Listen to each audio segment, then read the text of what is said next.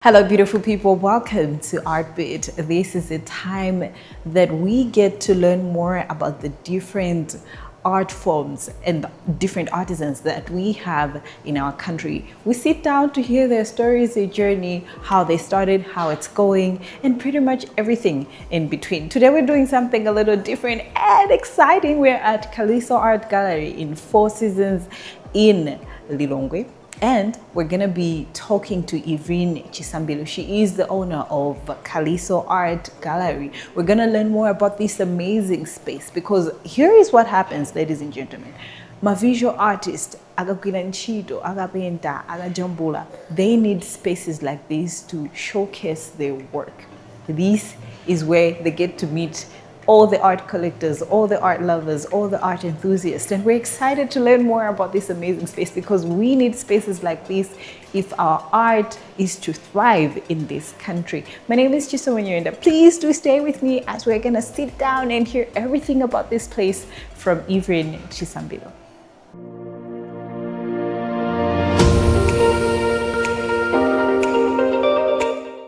I am Evelyn Chisambiro. I'm a visual artist, a gallerist, and an accountant by profession. I started my art journey when I was really young. That was when I was 9. That's when I began to draw.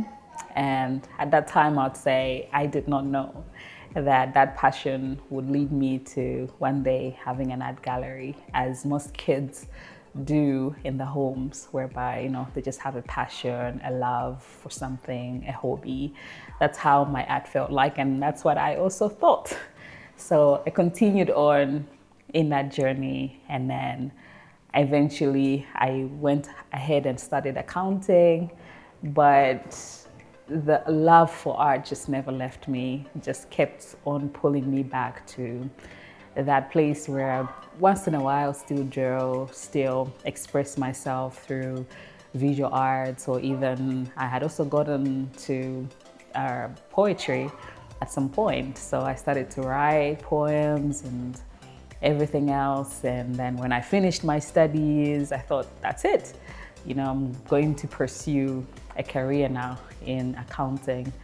But as destiny would have it, that wasn't the end of this dream or this passion in art, that eventually I started to display my art at places like Art in the Park.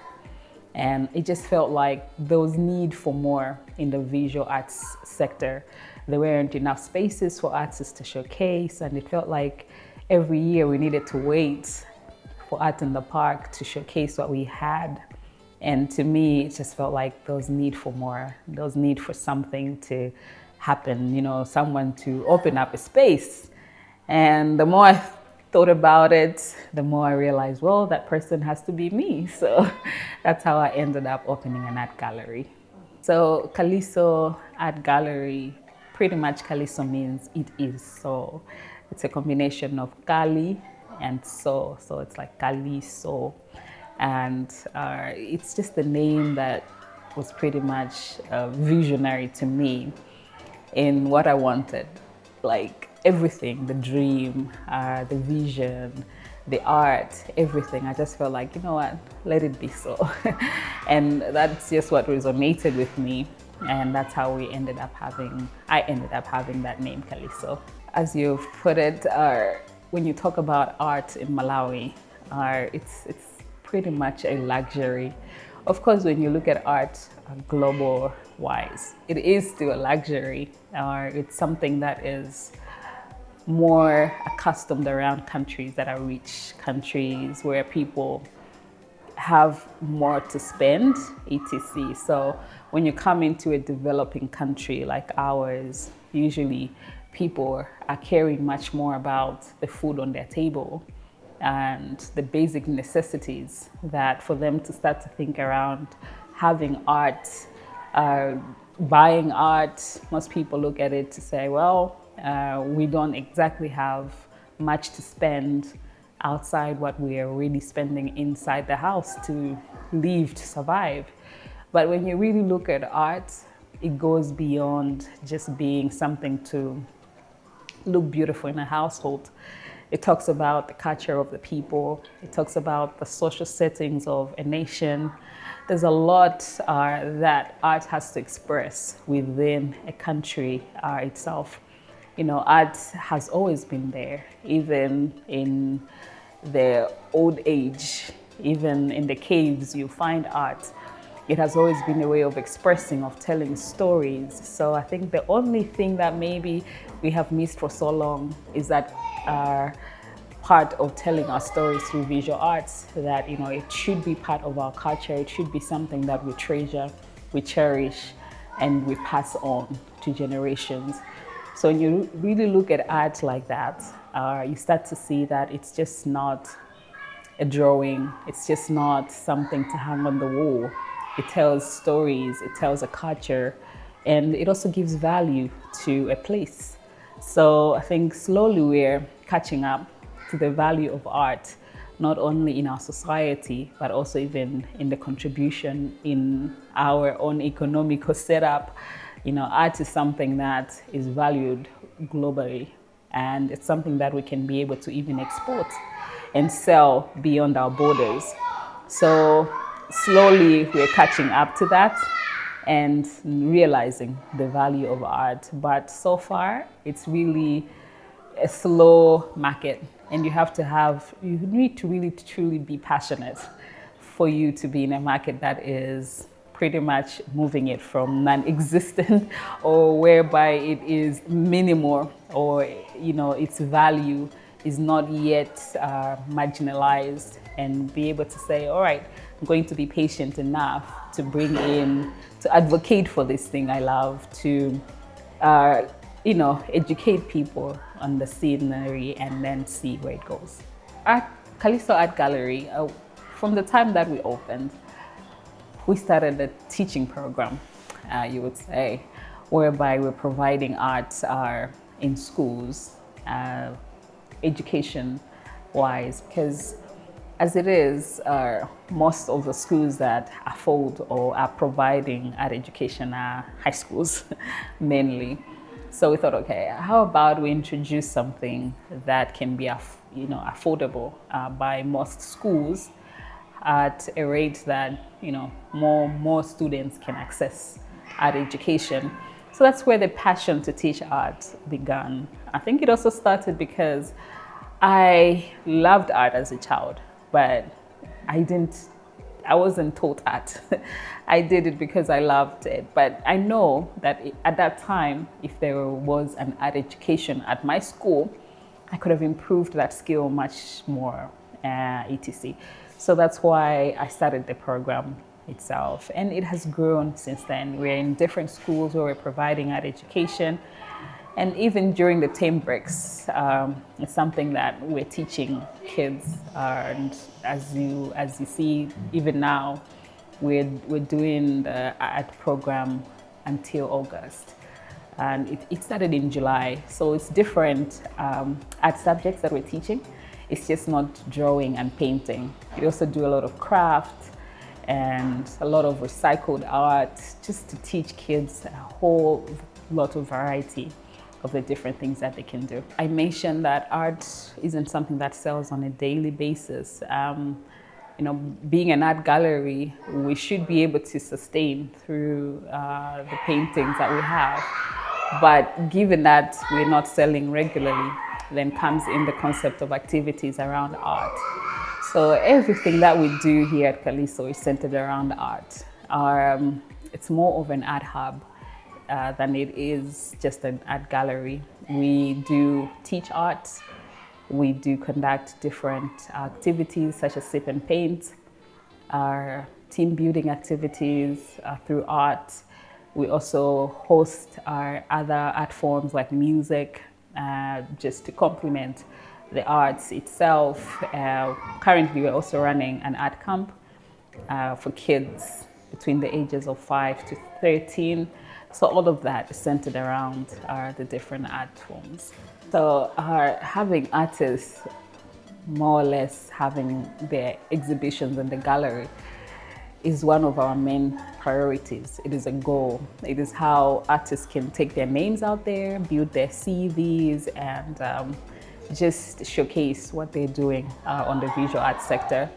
For an artist to display or to host an art exhibition at the gallery, we go through a review process, reviewing the art, making sure that the artist is ready to showcase at least something that has a theme behind it. So usually with an artist, they first of all need to have a body of work that they can be able to display, and then it has to be centered around a certain theme or subject. Then that way, at least the art can have sort of like a message behind what they're really trying to portray.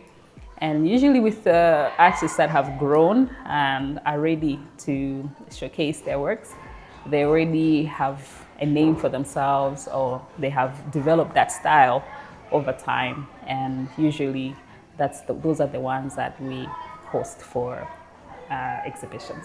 So the gallery was opened in 2022, which is 4 years now. And we opened at that time in Area 47 by Sana. It was upstairs. And initially that was our home for close to 1.5 years to 2 years. And then we moved to Four Seasons, which is quite ideal when it comes to the location itself, and even the space is much bigger than where we had initially started off. In that, I'm talking about the progress of moving the art gallery to where it is, but it's also been a journey to move the mindset of the people from, art is something that is consumed usually by foreigners, to it being a product that should be appreciated within country. Because no matter what, the biggest market always has to be the local market. And in order to bring in a concept of appreciation and love for art is one of the main reasons why we conduct the different art activities like sip and paint. As people come into the gallery to do their painting activities, they also get to look and appreciate what the visual artists are doing in the country. So it is the main reason why I started the sip and paints and the painting activities and the events, to bring people to the gallery so that they can appreciate and hopefully buy some of the art. But over time, also seen that the market is moving into more of the corporate sector. When we started with the sip and paints, it was usually just individuals. Now you have the corporate sectors enjoying the art, and as we build those relationships with the corporate sector, we're also trying to promote the visual arts now, whereby hopefully as we grow, more and more corporate companies can consume and buy local art, because when you look at it, most of the times art should bring identity to a room, and some of the spaces that maybe should have local art do not yet have local art. So I think it's just a matter of more advocacy and more like, I think we have to be able to pitch through so that they can see the value of the local art, to say, all right, we'd like to have these artworks in the bank, or would like to have these artworks in this corporate setup. That's where we should be, because when we look at it, if the art is to be consumed on a bigger scale, it needs to be consumed with the corporate world. I think the support that we really need in the visual arts sector is more consumers, as we've put it. The artists are producing works that I would say is even global market worth. So we have even people who come to Malawi, collectors, for example, who buy the local art to sell outside Malawi. That just goes to show that our art has value. So what we need is to break through in that market, whereby more consumers are buying the local art. And because most of the art in Malawi is reasonably priced, because sometimes people will just say it's expensive, when they see the price tag, but the value of art appreciates over and over, you know, in years to come. In other countries, people pass down art to the next generation and the next generation. So when we really look at that, I actually think Malawi art is even cheap to what you can find globally, especially given that it's original art. So I think we have to start looking at it that way, that it's an investment.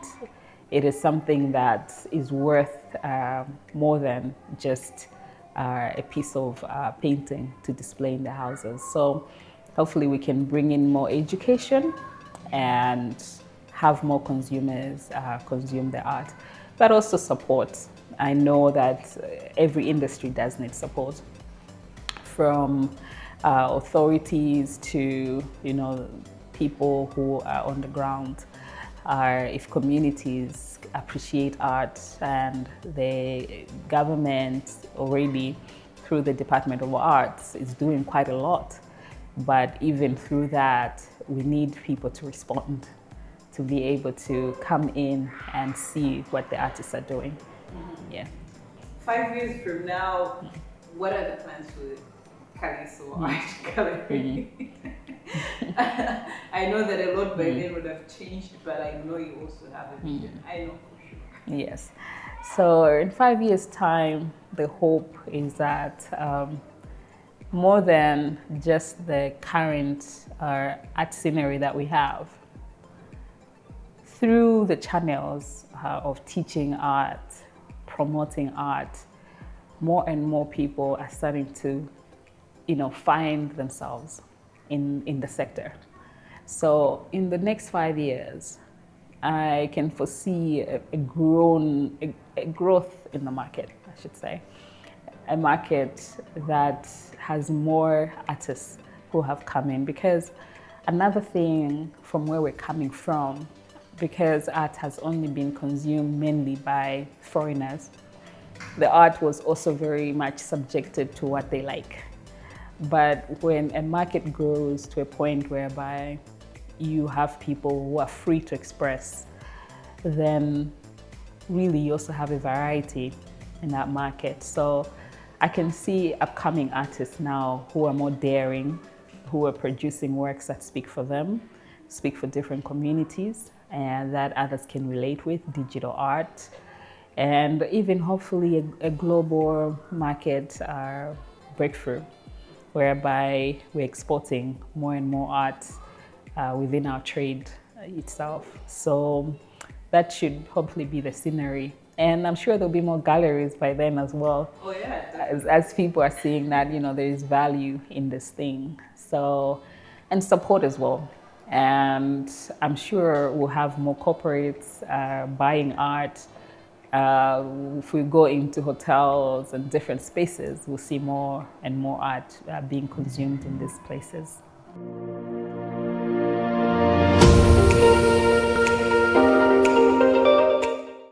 Everything you needed to know about this amazing space, Kaliso Art Gallery, you've learned today. It's good to support our visual artists. It's good to support our art here in Malawi, because personally, I believe when it comes to art, we have what it takes as Malawians to put that black, red, green flag way up high. All we need is the support in the right spaces like these to showcase our works, to put them on the right platforms, to put us on the right path. Many thanks to you for being there. We meet again every Tuesday from 6 p.m. because that's when the new episode of Artbeat comes on your screen. My name is Chisomo Yorenda. Many thanks to you for being there. Until next time, stay creative.